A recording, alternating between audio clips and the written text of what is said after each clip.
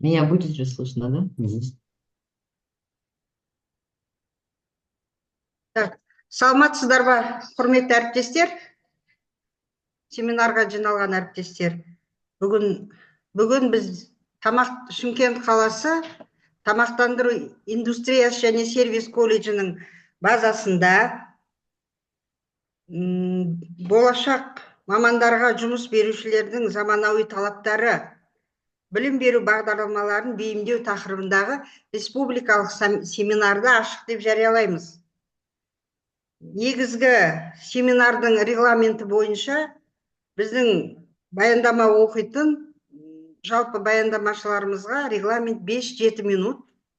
Соңында біз пікір алмасу жүргіземіз, соңына таяу.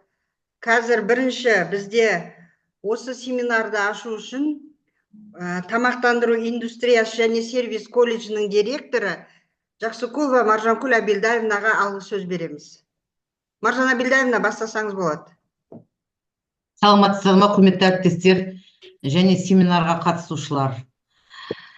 Мемлекет басшысы Қасым-Жомарт Тоқаевтың жарлығымен 2024 жылдың 27 желтоқсанында 2025 жыл жұмысшы мамандықтарының жылы деп ресми жариялаған болатын. Республикалық бүгінгі семинарымыздың тақырыбы болашақ мамандарға жұмыс берушілердің заманауи талаптары, білім беру бағдарламаларын бейімдеу семинарымызға қош келдіңіздер. Тамақтандыруды ұйымдастыру және сервис колледжі 1936 жылы құрылған. Колледж тамақтандыруды ұйымдастыру, нан, макарон және кондитер өндірісі, маркетинг, тамақтану саласына қызмет көрсетуді ұйымдастыру мамандықтары бойынша кадрлар дайындауда. Оқу орнында көптеген жобалар іске асуда. Соның бірегейі жас маман жобасы. Оның ерекшелігі 100 сұранысқа ие мамандық бойынша 180 колледж бен 20 жоғары оқу орнын жаңғырту және білікті мамандар даярлаудың халықаралық тәжірибесін енгізді. Тамақтандыру индустриясы және сервис колледжі жас маман жобасына 2021 жылы кірісіп, осы уақытта жол картасын тамақтандыруды ұйымдастыру мамандығының аспаз біліктілігі бойынша білім беру бағдарламаларының Сопрано Групп Финляндия шетелдік серіктестердің материалдары негізінде әзірленген. Бұл бағытта колледждің инновациялық даму бағытын анықтау мақсатымен 2020 және 2025 жылдарға арналған стратегиялық даму жоспары жаңартылды. Жас маман жобасының шеңберінде жол картасы әзірленді. Қазіргі таңда біздің мамандықтар сұранысқа ие. 230 әлеуеттік серіктестер қамтылған. Соның ішінде меморандумға отырған және ірі әлеуметтік серіктестерімізді атап өтсек болады. Громад, Ладушки, Рахат, Шымкент, Мадлен, КЗ, Соснов, Жеті Тандыр, Әліпбаева, Каусар желісі, Сандық групп, Айжамал групп, Камшат групп, Мэтрекеш әндікері жауапкерлігі шектеулі серіктестер. Студенттердің әлеуеттік серіктестер базасында тәжірибеден өтуі.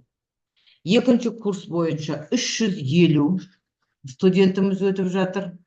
Үшінші курс бойынша 351 студент және ақылы топтарда 160 студент тәжірибеден өтіп жатыр. Қазіргі таңда барлық мамандықтар бойынша білім алушы студенттер 100% дуальды оқытумен қамтылған. 2021 жыл жас маман жобасы аясында республикалық бюджеттен лабораториялық кабинеттеріміз жабдықтармен толығып отыр.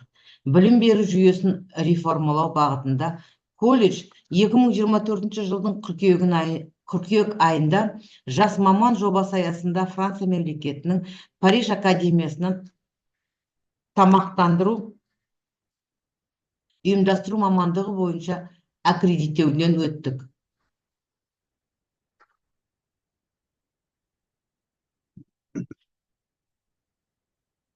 Ол Париж академиясында аккредиттеуден өтіп, Гийом Терель Франция қаласында орналасқан лицей колледжімен екі жақты ынтымақтастық меморандумына қол қойылды. Жас маман топтарында бітірушілердің жұмысқа орналасу көрсеткіші 2023-24 жылы аспазшылар 48 студент, ал 2024-25 жылы 47. Соның 87%-ға жұмысқа орналасып отыр. Өз тарапынан осы жолдауда берілген бағыт-бағдар бойынша нұсқауды тиімді қолданып, жұмысшы мамандардың мәртебесін арттыру үшін жұмыс жасау басты міндетіміз деп санаймын. Шымкент қаласы әкімдігінің жоспарына сәйкес өз жоспарымызда құрылды. Атқарылған шаралардың дені мектеп оқушыларының жұмысшы кәсіпке баулу бағытында болмақ. Жалпы айтқанда, мемлекет басшысының бұл шешімі жұмысшы мамандықтарының экономикадағы маңыздылығын арттыру, еңбек нарығында тапшылықты жою және жастарды жұмысшы мамандықтарға тарту мақсаты болып табылады. Следующий вот этот слайд поставьте, пожалуйста, где... Мінекей біздің 4 маманымыз және өзіммен қоса біз Франция мемлекетіне барып, семинардан өтіп, сертификаттарға ие болдық. Үлкен рахмет, сұрақтарыңыз болса, жауап беруге дайынмын.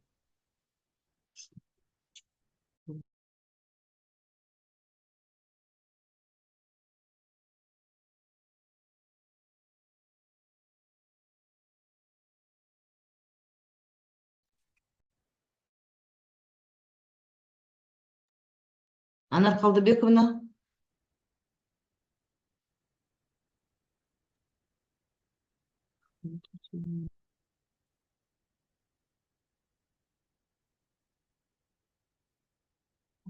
Құрметті әріптестер, негізі әр баяндамашыдан кейін емес, соңында біз пікірталасты соңына қойып отырмыз. Егер сұрақтарыңыз туындап жатса, өздеріңізге жазып, соңында дайын берулеріңізге болады. Келесі кезекте біздің директорының орынбасары Аширова бүгінгі негізгі тақырыбы жұмысшы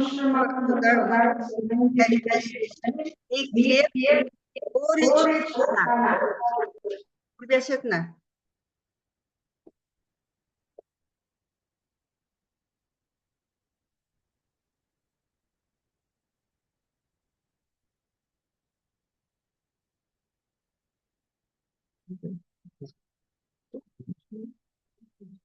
Қайырлы күн, құрметті әріптестер, және де колледжге қатысушы әріптестер.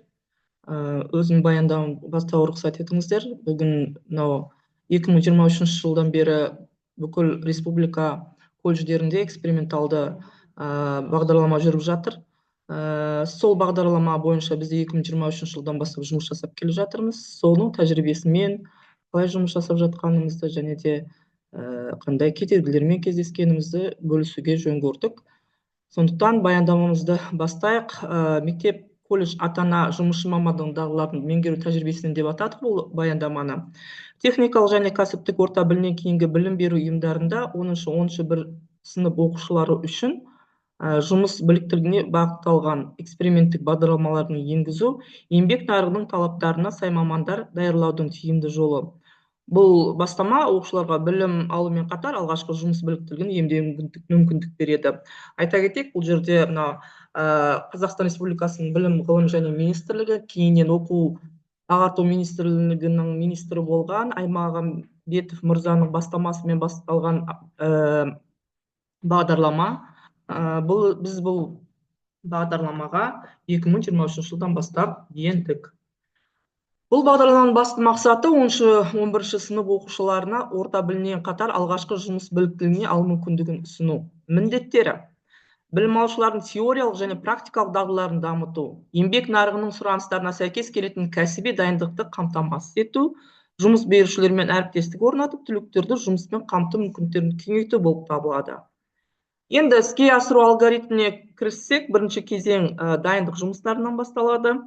Айта кетейік, бұл 2022 жылы министрліктен 478 бұйрықпен 2022 жылдың 25 қарашасымен алгоритм түсірілген болатын бұл бағдарлама бойынша.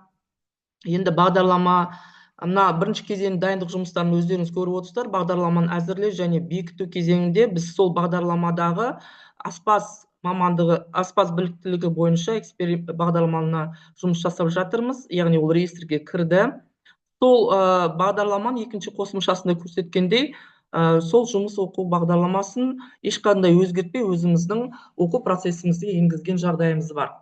Қатысатын оқу орындарын анықтау және жұмыс берушілермен серіктестік орнату. Бұл жерде айта кететінім, әрине де бұл экспериментті бағдарлама көп мектептер біле бермейді. 9 сыныптан келетін түлектер бұл бағдарламаны хабарсыз болып шықты. Алғашқысында айта кету керек, жасырмай-ақ, 15 студентті біз үлкен бір қиындықпен жинап алған жайымыз бар. Сол 2023-2024 оқу жылының қыркүйектің соңында сол 15 оқушының бір оқушысы оқудан шыққан жағдайы бар. Бұл жерде бұл жаңағы мектептен кейін күнде сағат 4 сағат оқу жағдайы оларға ұнамағандықтан бір студентіміз қайтадан мектебіне қайтып барды. Жұмыс берушілермен серіктестік, бізде өзіміздің әлеуметтік серіктестеріміз бар. Жаңа басшымыз айтып өткендей, сол серіктестермен жаңа практика, жаңа өндірістік оқыту жерлерін, оқыту орындарын сол серіктестермен орнатқан болатынбыз. Екінші кезең білім беру процесін ұйымдастыру, теориялық және практикалық сабақтарды өткізу, оқытушыларды өндіріс тәжірибе өтуін қамтамасыз ету, оқушылардың. Үшінші кезең бағалау және түзетуді енгізу, бағдарлама нәтижелерін мониторинг жүргізу арқылы бағалау, кері байланыс орнату, сертификаттау және түлектерді жұмыспен қамту шараларын жүзеге асыру. Енді әріптестер, осы бойынша бізде күтілетін қандай нәтижелер? Оқушылардың еңбек нарығында бәсеке қабілеттілігін арттыру, алғашқы жұмыс біліктілігін алу арқылы түлектердің жұмысқа орналасу мүмкіндігін кеңейту, кәсіпорындар мен білім беру мекемелері арасында әріптестікті нығайту болып табылады. Яғни алгоритм осындай нәтижелерді күтіп отыр. Енді біздің колледждің тәжірибесі көрсеткендей, 2023-2024 жылы слайдта көріп отырсыздар, 15 студент қабылдадық. Қай мектептен келіп жеткен туралы ақпарат беріп отырмыз. 2024-2025 жылда 15 студент қабылдадық. 2025 жылдың 31 қаңтарымен біз 14 оқушыны алғашқы эксперименттік бағдарлама бойынша түлек етіп шығардық. Бірақ бұл жерде де мәселелер бар. Ол мәселелерге қазір тағы да тоқталамыз. Бұл бітірген студенттердің арасы, студент деп атайықшы енді, бізде студент мектепте оқушы болып тұр ғой. Бітірген оқушылардың арасында біз сауалнама жүргіздік, яғни қай мектепте оқисыз, мектептен кейін колледжде қанша сабаққа өтуін қалар едіңіз, оқу барысында қандай қиыншылықтар туды, болашақта эксперименттік осы бағдарлама жүрін қалайсыз ба, жалпы өндіріс оқыту қай жерлерде жүргізілді деген осындай сұрақтардан құралған сауалнама жүргізілді. Қарап отырсаңыздар, барлық оқушылар бұл эксперименттік бағдарламаның ары қарай жалғасуына қарсы емес. Өздеріңіз көріп отырсыздар, мына 7 тандыр деген әлеуметтік серіктестігімізге көптеген пайыздық үлесте үлкен көрсеткішке жетіп отыр. Мынау өзімнің сөз соңында қазір тағы да сол әлеуметтік серіктестік орнына барған видеомен бөлісеміз. Келесі. Қорытындылай келе, өзімнің баяндамамды қорытындылай келе, мына эксперименттік білім беру бағдарламалары оқушылардың кәсіби бағытта дамуына, еңбек нарығына тез бейімделуіне және өмірлік маңызды дағдыларды игеруіне жол ашады. Бұл бастама болашақта елімізде білім беру мен жұмысқа орналастыру жүйесін жетілдіруге оң ықпалын тигізеді. Енді бұл жерде біздің мемлекет тарапынан, жалпы министрлік тарапынан бұл жерде НИТ санаттағы жастардың қатарын азайту болып отыр. Енді ол сол НИТ санатындағы жастардың қатарын азайтуға бізде үлесімізді тигізіп отырмыз. Енді әрине бұл тәжірибені енгізу барысында біз қиыншылықтар болды.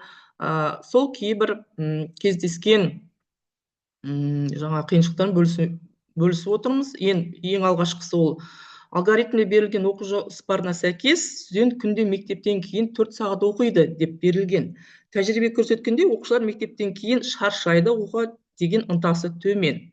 Екіншісі, алгоритмнің екінші бөлімінің 5-ші тармақшасында ата-ана, мектеп, колледж арасында 3 жақты келісім түзілсін деп көрсетілген.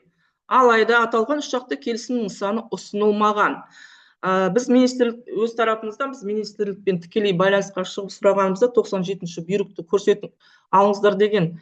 Ол жерде жаңа 3 жақты келісім бар дуалды оқыту бойынша. Бірақ ол жерде мектептің құқығы мен міндеттері көрсетілмеген. Өз тарапымыздан біз оқу орны ретінде мектептің міндеті мен құқықтарын көрсете алмаймыз. Және де үшінші мәселе қазір әлі де шешімін таппай отыр. Біз қайта хатымызды да жазған болатынбыз, жекесіне де шықтық, министрліктің сайтына да хат жазған болатынбыз.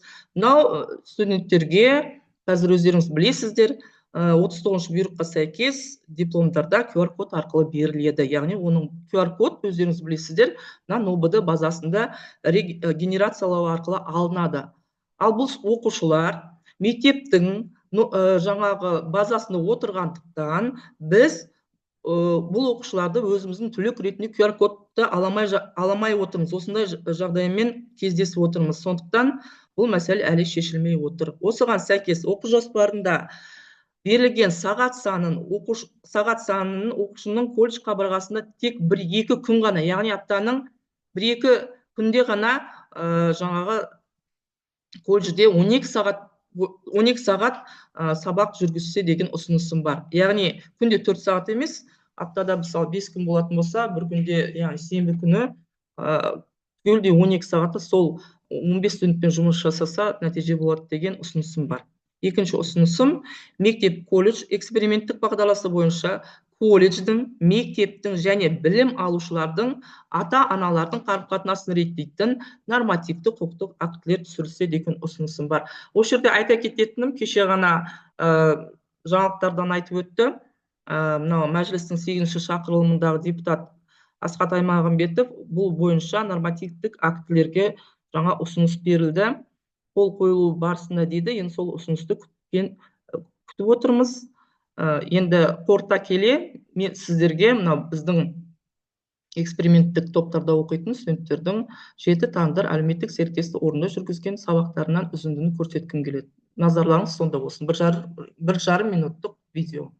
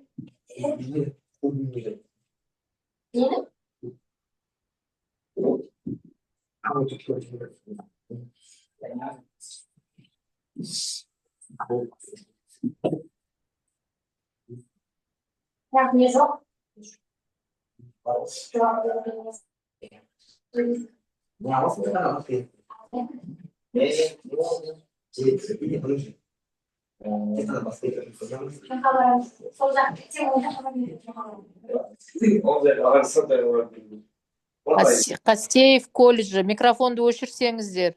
Қастеев.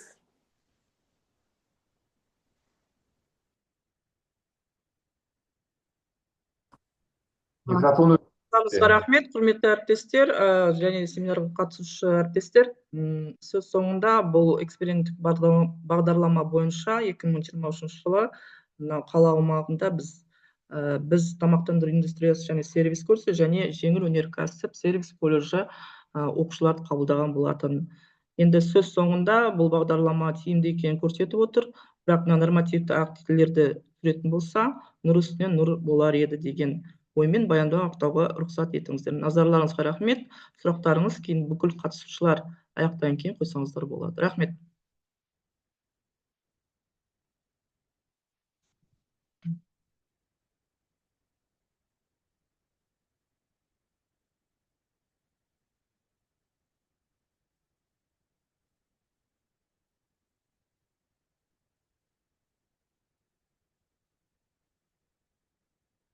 Саламатсыздар.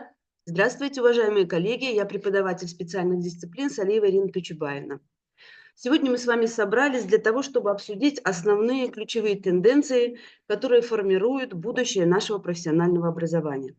Глобализация, технический прогресс, изменения на рынке труда – все это приводит к тому, что перед нами стоят большие новые задачи, которые требуют адаптации образовательных программ.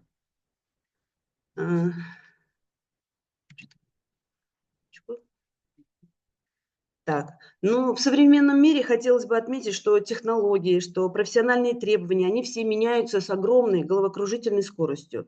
И образование играет ключевую роль в подготовке квалифицированных специалистов. В год рабочих профессий, объявленных главой государства, особенно важным становится именно техническое профессиональное образование, которое обеспечит практические навыки и знания будущим специалистам, которые помогут в дальнейшем их развитии, в становлении их успешной карьеры, где они смогут спокойно адаптироваться на новом рабочем месте.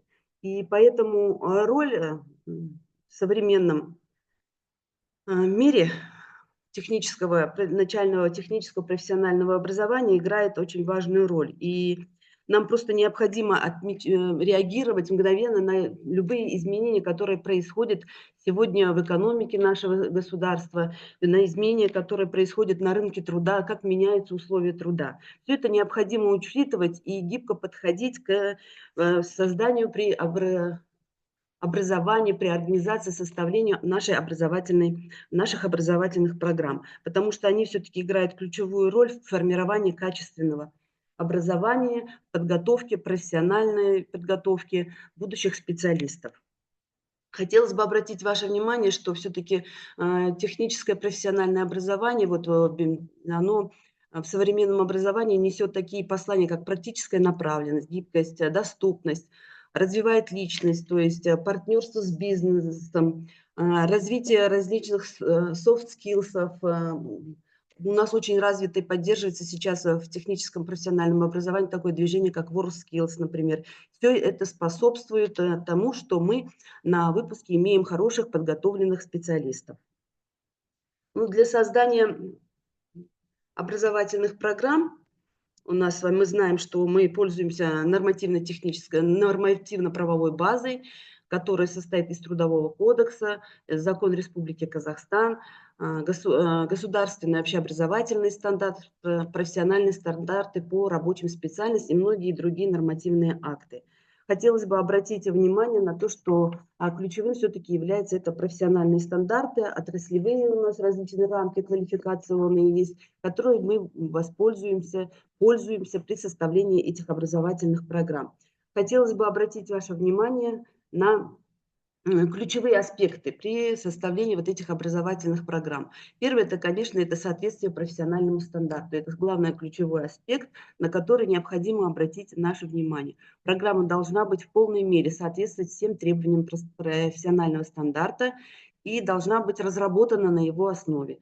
Но наша основная направленность нашего колледжа – это все-таки организация питания, профессиональный наш стандарт, приложение 30, которое мы используем. Просто хотелось обратить некоторое ваше внимание, посмотреть на какие все мы использовали там трудовые функции, задачи, вы знаете, все указанные в профессиональных стандартах, и их мы используем для создания нашей для образовательной программы. Хотелось так более расширенно показать. Значит, какие у нас, мы разработали профессиональные модули, каждый из которых содержит результаты обучения. Это для вас не новость, мы все данные использовали из... Так, еще аспекты, на которые хотелось бы обратить внимание при разработке образовательных программ, это их актуальность и практичность. Программа должна учитывать современные тенденции развития отрасли и обеспечить формирование у обучающих практических навыков, которые необходимы для успешной работы. Здесь хотелось бы обратить особое внимание, что при создании образовательной программы особое внимание хотелось уделить на сотрудничество с социальными партнерами, с работодателями, с теми людьми, для кого мы, можно сказать, подготавливаем наших будущих специалистов. Индивидуализация обучения. Здесь, конечно, особое внимание нужно обратить на подход к тому, чтобы дать возможность индивидуализации обучения с учетом потребностей и способностей учащихся. Следующий аспект – это использование современных образовательных технологий. Технологии сегодня не стоят на месте, они усовершенствуются, меняются с каждым днем, даже часом.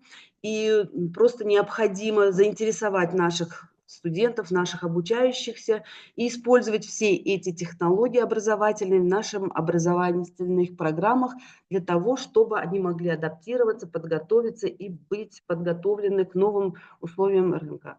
Ну и последний, наверное, аспект, на который необходимо обращать внимание при создании образовательной программы, это все-таки контроль качества обучения.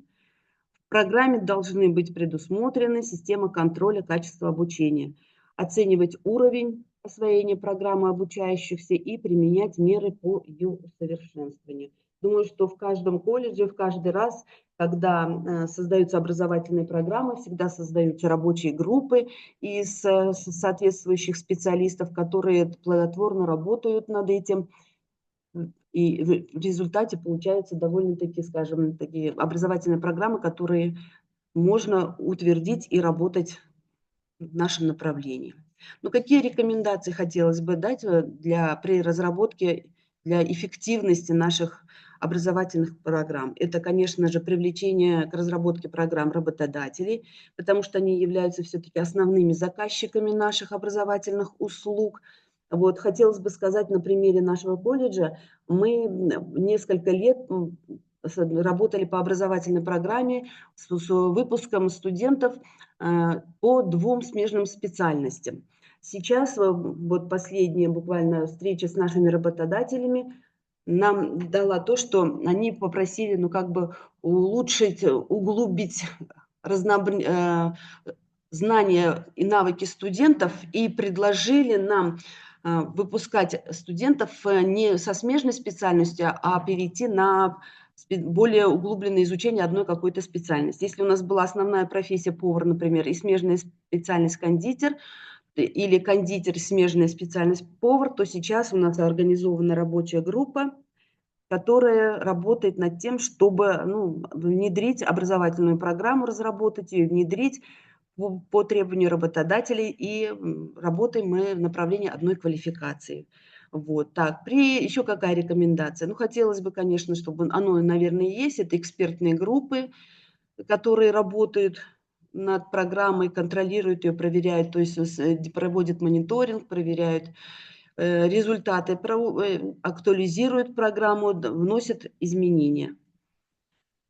Вот это такие небольшие рекомендации по повышению эффективности при разработке образовательных программ. Ну и в заключение хотелось бы все-таки сделать такой акцент на том, что образовательные программы являются основанные на профессиональных стандартах, они являются важным фактором повышения качества профессионального образования и обеспечения конкурентоспособности будущих специалистов.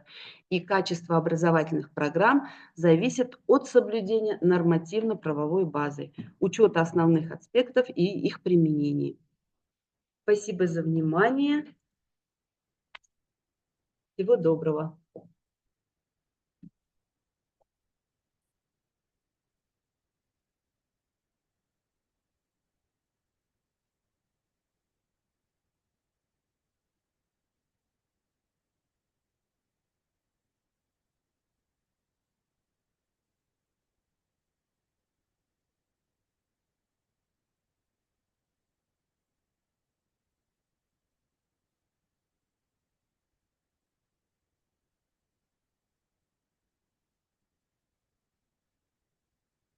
Добрый день, уважаемые коллеги. Сегодня я представляю вам результат свод-анализа образовательных программ по специальности организация питания, преподаватель спецдисциплин Джапарова Маргарита Абдыганиевна.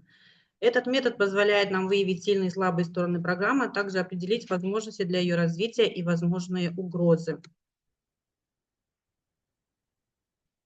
SWOT-анализ – это инструмент стратегического планирования, который помогает систематизировать информацию и принимать обоснованные решения.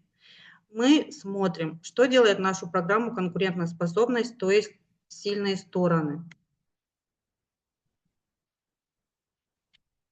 Программа разработана в соответствии с актуальными требованиями к специалистам в сфере общественного питания, то есть с учетом требований национальных профстандартов и стандартов WorldSkills, что повышает ее актуальность, то есть это соответствие профессиональным стандартам. Большое внимание уделяется практическим занятиям, стажировкам на предприятии питания, участие в образовательном процессе опытных специалистов отрасли. Обучение проводится в лабораториях, оснащенных профессиональным оборудованием. Сфера общественного питания в Казахстане активно развивается. Требуются квалифицированные кадры, то есть высокий спрос на специалистов. Программа включает дисциплины, способствующие формированию студентов знаний о ведении собственного бизнеса в сфере питания, то есть это развитие навыков предпринимательства. И развитие туризма и хорека в Республике Казахстан создает благоприятные условия для подготовки специалистов, то есть государственная поддержка отрасли. Какие аспекты требуют улучшения, то есть слабые стороны? Ограниченный доступ к современным технологиям, разрыв между теорией и практическими реалиями бизнеса. Не все предприятия готовы сотрудничать с учебными заведениями. Недостаточное использование цифровых технологий, автоматизированных систем управления в образовательном процессе. Ну и некоторые студенты рассматривают специальность как временную или запасной вариант, то есть низкая мотивация студентов. Также к слабым сторонам отнесем сложность в адаптации материалов для студентов, обучающихся на государственном языке, и недостаточное финансовое или карьерное поощрение для работников, обучающих студентов, то есть отсутствие стимулов для наставников при дуальном обучении. Внешние факторы, которые можно использовать для развития, то есть возможности. Во-первых, это развитие гастрономического туризма, то есть Казахстан привлекает туристов, что создает спрос на профессионалов в сфере питания, то есть расширение сферы хорека, развитие фуд-культуры. Финансирование образовательных программ и модернизация материально-технической базы, опять-таки это государственная поддержка и гранты. Возможность внедрения элементов системы ХАСП, ИСО и других мировых стандартов, то есть интеграция с международными стандартами. Также программы дуального обучения, договоры с ресторанами и отелями и развитие дистанционных курсов и цифровых технологий в образовательном процессе. Следующий наш слайд – потенциальные риски, с которыми мы можем столкнуться, или же угрозы. Ну, во-первых, это высокая конкуренция среди выпускников, насыщенность рынка труда специалистами со схожими квалификациями, возможные корректировки стандартов, требующие адаптации программы, то есть изменения в законодательстве, низкий уровень удержания персонала в сфере общественного питания, влияние кризисов на развитие ресторанного бизнеса и, как следствие, на трудоустройство выпускников, то есть экономическая нестабильность. Внедрение роботов и автоматизированных систем может снизить запрос на определенные профессии в сфере питания. Ну и последнее – это отток специалистов за границу, то есть миграция квалифицированных кадров в страны с высокими зарплатами. В целом образовательная программа по специальности организация питания в Республике Казахстан имеет ряд преимуществ. При учете сильных сторон и возможностей образовательной программы может стать ключевым инструментом подготовки востребованных специалистов в сфере общественного питания в Республике Казахстан. Спасибо за внимание.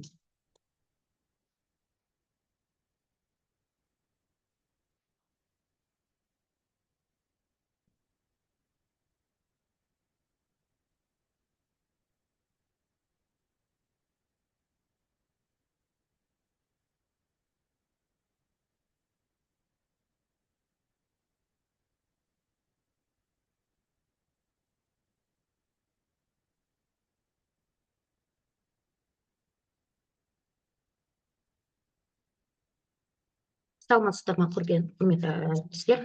Бүгін менің бүгін баяндамам тақырыбы бағалаудың екі форматты, жиынтық және формативтік бағалау. Мен өзім Рымжанова Гүлжазира Мамыровна, педагог шебермін, арнайы пән. Қазақстанның қазіргі білім беру түрінде, әсіресе техникалық және кәсіптік білім беру жүйесінде оқудың сапасына және студенттердің білім бағалауға көп көңіл бөлінеді екен. Осыған байланысты бағалаудың қолданылатын екі негізгі тәсіл жиынтық және формативтік бағалау. Жиынтық бағалау бұл оқудың соңында жүргізетін бағалау түрі. Оның мақсаты студенттің белгілі бір оқу кезінде алған білімі. Формативтік бағалау бұл оқу процесінде жүргізетін бағалау түрі. Оның мақсаты студенттің нәтижелерін жақсартуға көмектесу, оның жетістіктері мен кемшіліктері туралы кері байланыс беріп, оның жұмысын реттеу. Енді мен сізге біздің колледжде әр сабақта қолданылатын бағалау критерияларын таныстырып айтып кетейін деген едім. Бірінші ол теориялық.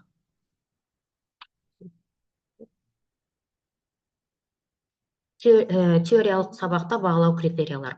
Әрине, бұл бағалау критериялар бізде 125-ші бұйрықта жазылып шыққан, бірақ мен айтып кетейін деген едім. Бұл неше түрлері критериялар бар бұл жерде. Айтып кетейін деген едім, студенттер оқу бағдарламасы бойынша толық білім алады, одан кейін барлық сұрақтарда толық жауап беретін болады, технология процесін талдап дайын өнімдерге бракераж жүргізу болады, одан кейін технологиялық процестердің бәрін элементтерін білетін болып жатыр, одан басқа кәсіби терминдерді біліп айта алатындай болу керек болып отыр.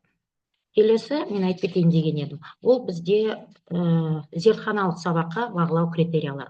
Оған келген кезінде, бұны біз жасап атқан кезінде, әрине WorldSkills конкурсқа байланысты ояқта ережелері бар бағалау критерияларын, соған қарап біз жасатын болып отырмыз. Зертханалық сабаққа дайындалу критерияларға келген кезінде, бұл жерде бізде екі бағалау болады. Жиынтық бағалау ол студенттердің жұмысы кезінде, және формативтік бағалау ол студенттің жұмысының нәтижесі.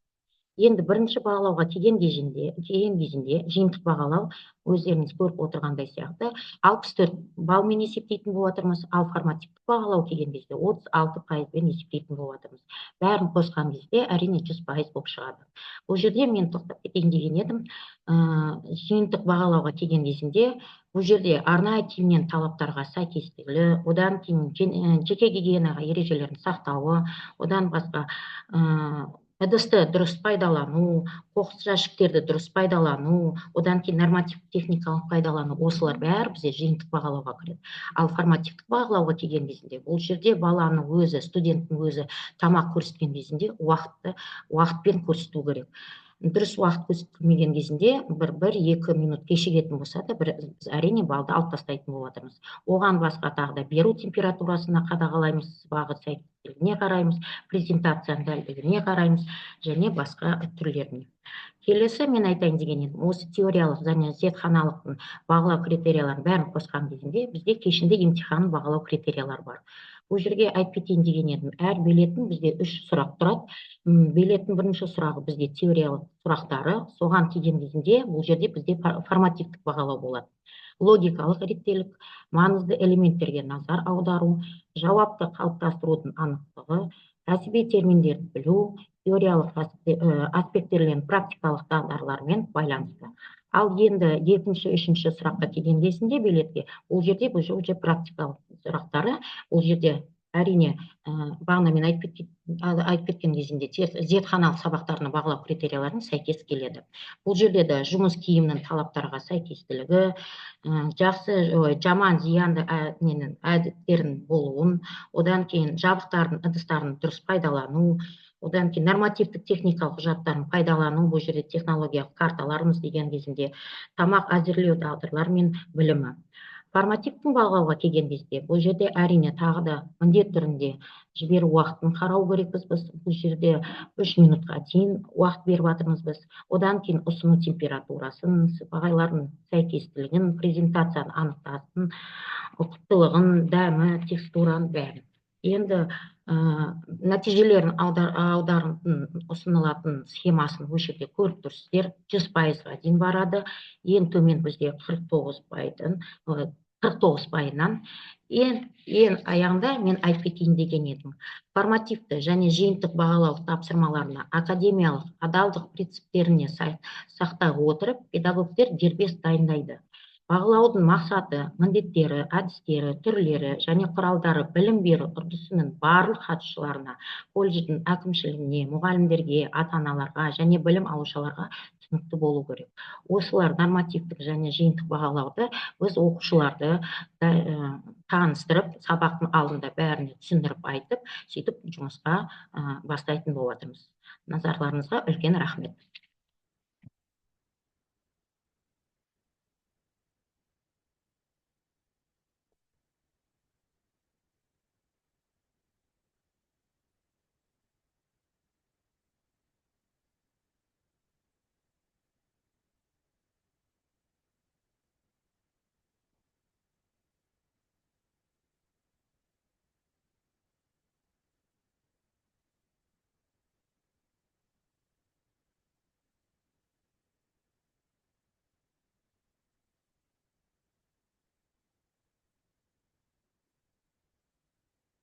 Добрый день, уважаемые коллеги. Я Жаксимбаева Наталья, преподаватель специальных дисциплин колледжа индустрии питания и сервиса города Шымкент.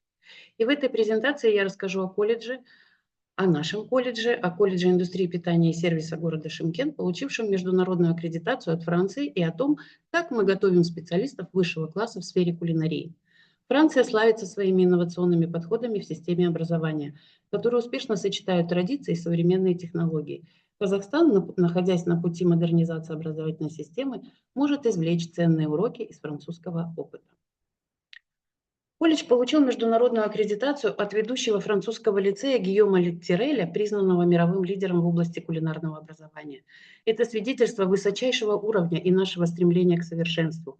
Также проходила процедура аккредитации. Процесс аккредитации был строгим и всесторонним. Французские эксперты тщательно изучили учебные материалы, инфраструктуру колледжа и методики преподавания. По результатам проверки мы получили признание нашего профессионализма и соответствия международным стандартам. Это означает, что наши студенты получают образование, соответствующее мировым стандартам. Далее предлагаю рассмотреть ключевые элементы французского подхода к инновациям в образовании и возможные пути их адаптации у нас в Казахстане. Наша учебная программа включает изучение традиций современных кулинарных техник, основ гастрономии, безопасности пищевых продуктов, международных стандартов и норм. Мы уделяем огромное внимание практической подготовке. Студенты осваивают навыки работы на профессиональном оборудовании, готовят блюда разных кухонь мира, учатся создавать шедевры кулинарного искусства. Программы, ориентированные на проектное обучение и междисциплинарные исследования, помогают студентам развивать навыки решения реальных проблем. Нам удается адаптировать этот подход, расширяя практику исследовательских и проектных работ в колледже. Ключевыми дисциплинами, формирующие профессиональные компетенции, у нас являются основы кулинарии, технологии приготовления пищи, гастрономия и диетология, организация производства. Во Франции особое внимание уделяется изучению иностранных языков с раннего возраста. Двуязычные школы и программы позволяют учащимся осваивать несколько языков на высоком уровне. Казахстан, где триединство языков, казахский, русский и английский, является национальной стратегией, может использовать французский опыт в разработке эффективных методик преподавания на нескольких языках. Акцент на педагогические подходы, ориентированные на развитие критического мышления, креативности и самостоятельности студентов.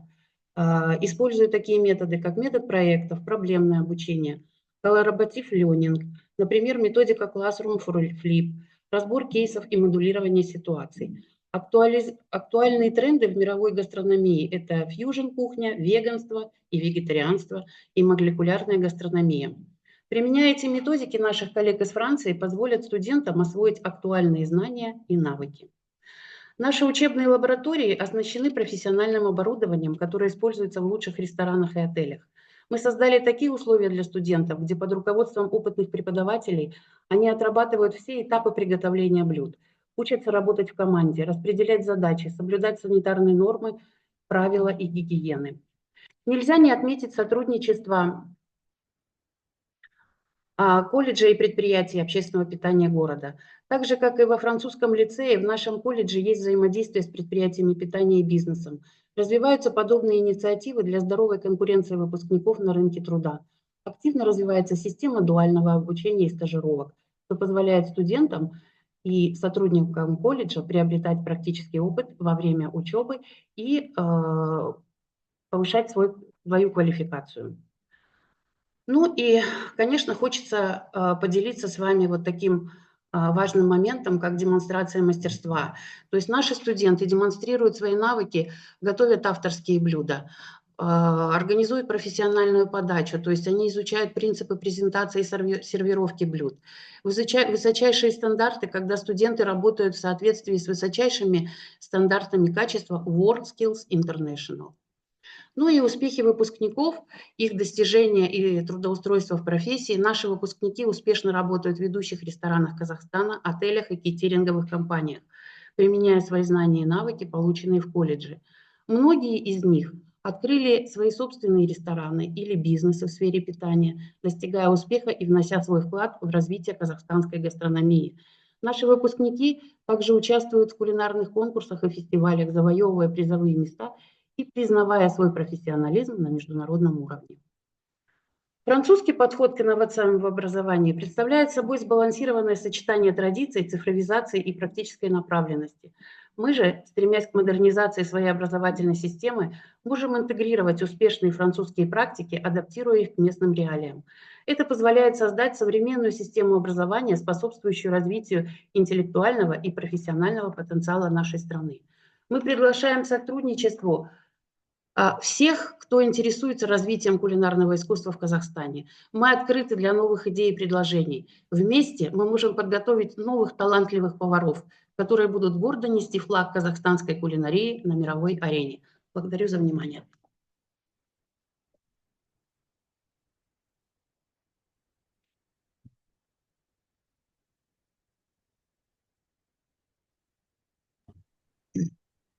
Құрметті әріптестер, бізде байланыста Алматы қаласының перспектив колледжінің өндірістік оқыту шебері Хияниди Динара Мухамметовна.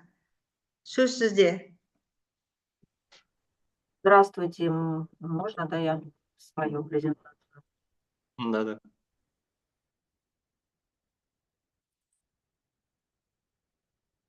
Видно, да? Спасибо. Здравствуйте, меня зовут Хияниди Динара Мухамметовна, я мастер производственного обучения колледжа «Перспектива». И проходя курсы, которые транслировались через Министерство образования, тренерами которых были преподаватели Сингапура, они делились своим опытом в преподавании, и для себя я сделала определенный такой вывод. Большая часть жизни и образования Сингапура стоит на проектной деятельности и, соответственно, на дизайнерском мышлении. И по завершению данного курса мы должны были предложить свое предложение. Я очень много думала, разрабатывала, в принципе, потом делилась в колледже и хочу с вами тоже поделиться этим небольшим опытом. Сейчас, минуточку. Так, что же такое вообще у нас образование? Оно состоит из 3 китов. Это план, это паспорт, план и, соответственно, сами программы. Рабочий учебный план в себя обязательно включает профессиональные стандарты, государственные стандарты, профессиональные стандарты, если они имеются в государстве, и классификации, профессиональные классификации тех специальностей, по которым обучает любой колледж. Ну, я рассматриваю, конечно, в основном организацию питания. И как вариант хочу предложить проект, который мы предлагали сингапурцам по завершению, да. Это пищевой проект. У нас было два проекта, один туристический, один пищевой, но здесь пищевой немножко он перекликается с туристической направленностью. И звучит он следующим образом. То есть мы предлагаем разработку, реализацию блюд по потребностям населения и заказчика. Как он будет реализовываться? Это, конечно, цель проекта сотрудничество в обязательном порядке с организациями в рамках проекта конкурса. Почему проект конкурс называю? Потому что этот проект можно внедрить, например, на втором курсе перед защитой квалификации повара.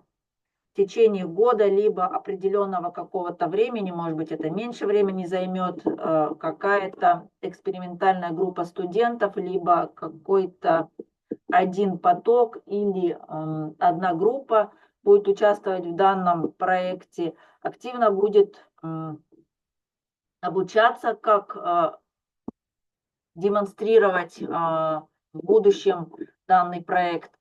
В этом проекте будут участвовать обязательно работодатели, преподаватели.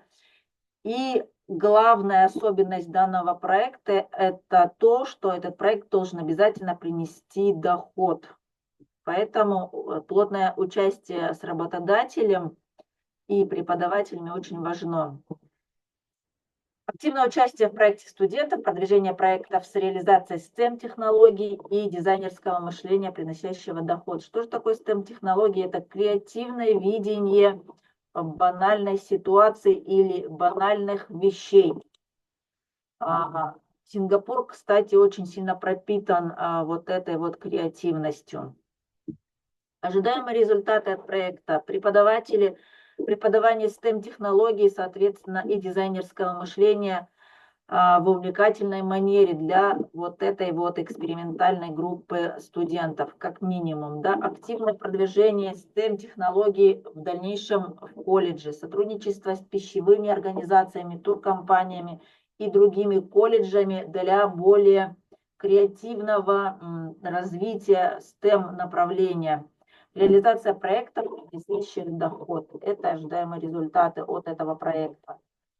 Предлагаемое действие – это создать команду сотрудников, студентов, как я ранее озвучила, может быть, которые будут назначены для этого проекта, провести обучающий семинар «Дизайн мышления и STEM-технологии», встретиться с компанией, обсудить возможность осуществления проекта, оговорить условия конкурса, организации и проведения конкурса по пищевому направлению. Может быть, это будет не пищевое, может быть, какое-то коллаборативное направление, туризм, пищевое направление, плюс IT-технологии.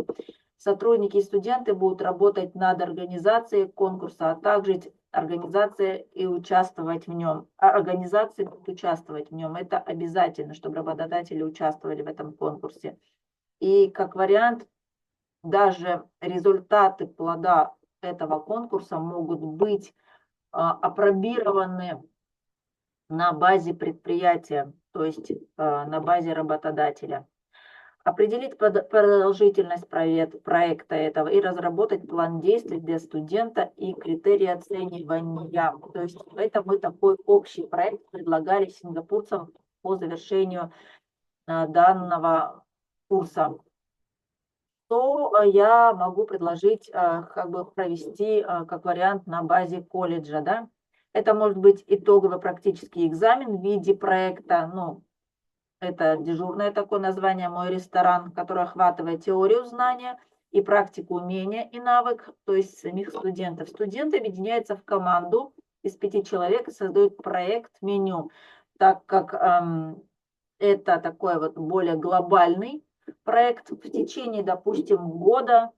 Они уже объединены, потому что они участвуют в этом конкурсе, и по завершению они вот транслируют вот свой вот этот навык. Разрабатывают техкарты, показывают лабораторный опыт, демонстрация знаний и применение их в жизни. Самопрезентация, то есть это уже себя подача, да, это уже какие-то бизнес-способности студента, да. Оформление заказа у гостя, это будут члены комиссии, привлеченные работодатели, приготовление блюд по меню и подача блюд, демонстрация сервиса, трансляция проделанной работы в электронном формате на электронном носителе, то есть это может быть на проекторе, может быть даже как-то креативно, если будет коллаборация с другим колледжем по IT-технологии, то это может быть целое шоу. Трансляция проделанная, спрыгнула немножко. Результат, удовлетворенность гостя, креативность в оформлении, апробация в дневном меню в заведении работодателя, соорганизатора. То есть это может быть как финальный результат, когда на экзамене студенты показали свою модель своего проекта, и работодатель, который присутствовал на экзамене, он захочет ввести меню дня или, допустим, какую-то тематическую вечеринку проводить и применить этот проект студента на своем предприятии, которое, конечно, принесет прибыль работодателю, ну и отчасти студенту, проект которого будет выбран. Либо это уже будет демонстрация апробированного проекта на предприятии, потому что конкурс проходит, допустим, ну, не один день, не два, а какой-то достаточно продолжительный период времени. Вот это мои предложения, которые я взяла из опыта сингапурцев и пыталась как бы адаптировать в наших условиях. Спасибо большое. На этом у меня все.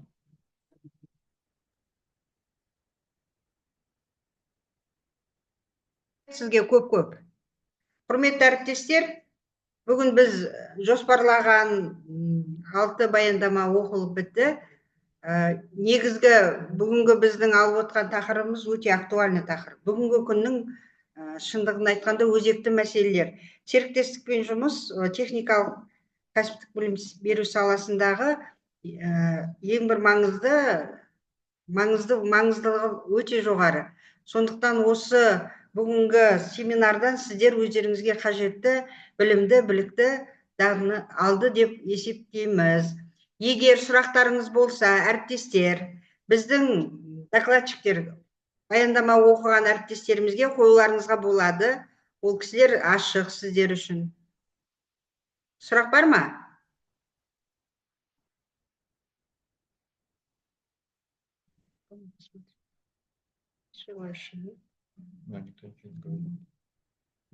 Жазбаша жазып тастасаңыздар да болады. Біз сіздерге жауабын беруге дайынбыз.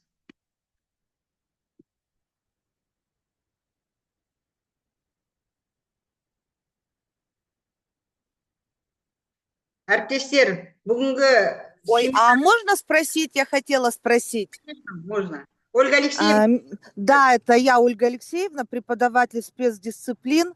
Я хотела бы уточнить, а какие основные предметы и курсы включены в образовательную программу вашей специальности? Будьте добры, ответьте. Хорошо. Сейчас, Ульбия Сергеевна, наверное, вы, да, будете отвечать? Давайте. Наталья Николаевна, это по вашему вопросу.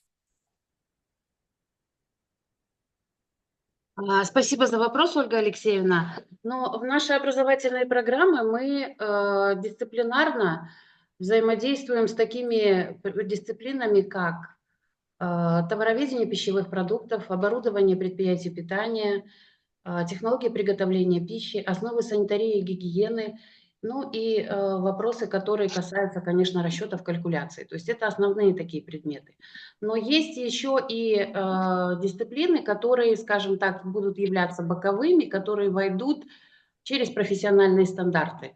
То есть, вот их мы тоже рассматриваем, например, диетологию и так далее. То есть вот эти вот основные дисциплины, они обязательно входят в наши образовательные программы. Спасибо большое. Спасибо. Удовлетворена вашим ответом. Спасибо. Все понятно. Так, әріптестер, сұрақтарыңыз бар ма тағы да? А можно вопрос еще? Елена Сергеевна. Ага. Троценко Мгм. Сергеевна. Вот у Натальи Николаевны можно уточнить, что дает вот международная аккредитация студентам колледжа? Спасибо. Сейчас. Спасибо за вопрос, коллега. Но нашим студентам международная аккредитация дает понимание, что они получают образование, которое соответствует международным стандартам. Это дает возможности им для дальнейшего карьерного роста и успешности в общем жизни.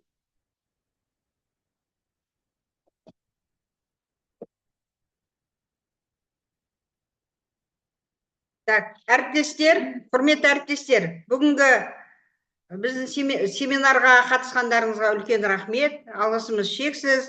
Сұрақтарыңыз болса, бізде жазбаша тастауларыңызға болады. Біз сіздер үшін әрқашан ашықпыз. Бүгінгі семинарымызды осымен жабық деп жариялаймыз. Рахмет барлықтарыңызға.